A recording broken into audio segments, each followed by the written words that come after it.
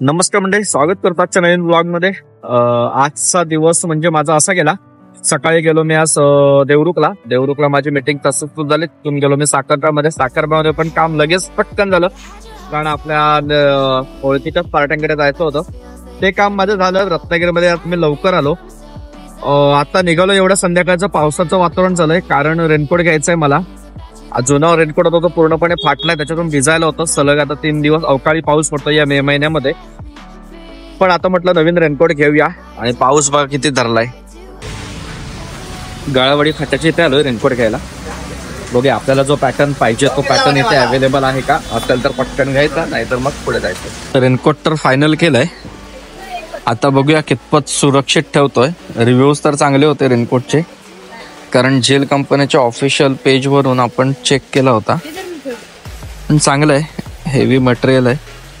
अजून एक पॅटर्न होतो याच्यात, तो पॅटर्न आता अवेलेबल नाही आहे ते, बट आपल्याला इमर्जन्सी पाहिजे म्हणून हा घेतलाय।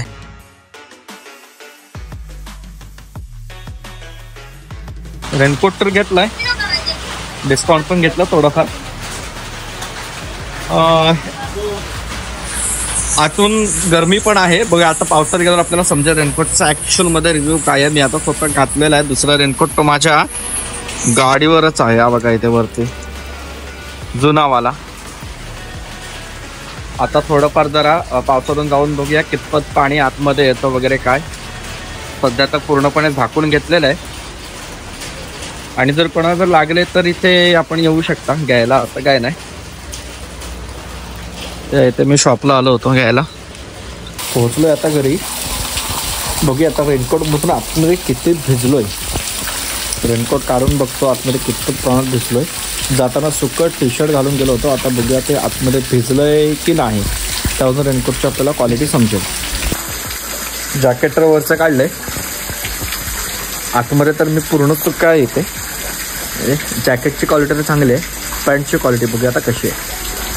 पॅन्टची पण क्वालिटी चांगली आहे, अजिबात भिजायला नाही झाले, कारण त्याला डबल लेअरचं कोटिंग होतं। आणि टी शर्ट वगैरे काय अजिबात नाही भिजलंय, हे थोडं भिजलंय, तर माझा हात लागला इथे, त्यामुळे ते भिजलं।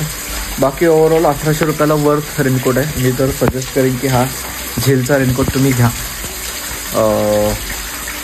मला वाटतं GS 502 असं काहीतरी त्याचा आर्टिकल आहे, पण चांगला रेनकोट आहे। आजच्या दिवसातली महत्त्वाची घटना तर सांगायचीच राहून गेली। कामावरून मी घरी आलो, आणि घरी आल्यावर मोबाईल घेऊन मी मेसेज स्क्रोल करत बसलो होतो, मेसेंजरचे, फेसबुकचे।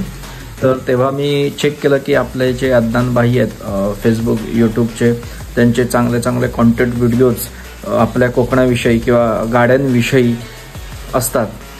तर सरांचा मला मेसेज आला होता की व्हॉट्सअपला मेसेज करा म्हणून मी मेसेज न करता डिरेक्ट इमिजिएटली कॉल केला। तर सरांकडनं एवढं सुंदर अशा पद्धतीने गायडन्स मिळालं की कशा प्रकारे व्हिडिओ करायला पाहिजेत का, आणि त्यांच्या या टिप्स आहेत त्या मला खूप उपयोगी पडतील, आणि त्या खूप चांगल्या पद्धतीने सांगितल्या होत्या। नक्कीच मी जेव्हा जाईन चिपळूण वगैरे रूटला, तेव्हा सरांना नक्की भेटून जाणार, कारण मी परवा येताना सरांना बघितलं होतं, परंतु त्यांच्या ते गाड्यांचं एवढं काम होतं ना की ते बिझी होते, म्हणून मी हायवेवरून आतमध्ये न जाता सरळ थेट रत्नागिरी निघून आलो। बट आता मी नेक्स्ट टाइम 2-3 दिवसानंतर जेव्हा चिपळूणला जाणार आहे, किंवा कदाचित जर उद्या जर जाणं झालं माझं तर जाता सरांना भेट देऊनच जाईन।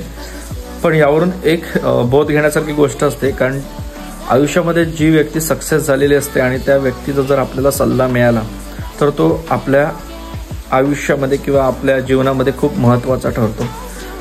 तर मी सुद्धा तो सल्ला खूप मनावर घेतलाय। तुम्हाला सुद्धा असा सल्ला कोण चांगली यशस्वी व्यक्ती जर देत असेल तर ते नक्की आपले अंग रूपी आणा। आणि आजचा व्हिडिओ आपण इथेच स्टॉप करूया, पुन्हा भेटूया नवीन अशाच एका व्हिडिओमध्ये। Bye bye.